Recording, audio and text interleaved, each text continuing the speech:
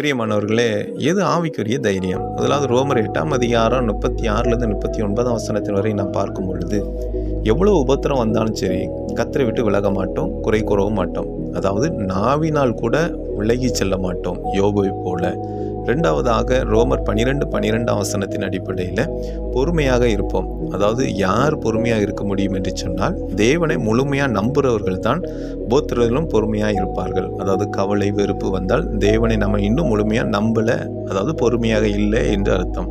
கடைசியாக 2 கொரிந்தியர் 8ஆம் அதிகாரம் 2ஆம் வசனமும் 5ஆம் வசனத்தின் அடிப்படையில் பார்க்கும் பொழுது, உபத்திரவத்திலும் பிறருக்கு உதவி செய்வார்கள். அதாவது தேவ சித்தத்தின்படி உபத்திரவத்தை முன்வைக்காம தேவ சித்தத்தை தான் அவர்கள் முன்வைப்பார்கள். இவர்கள் செயல்கள் அனைத்துமே தேவனை ருசித்து பார்த்தவர்கள் தான். ஆகவே நாமும் ஆண்டவருக்குள்ள தைரியமாக இருக்கணும்னா இந்த 3 காரியத்தையும் செய்வோம். அப்பொழுது கர்த்தர் நம்மோடு கூட இருந்து பெரிய காரியங்களை செய்வார். கர்த்தர் உங்களை ஆசீர்வதிப்பாராக.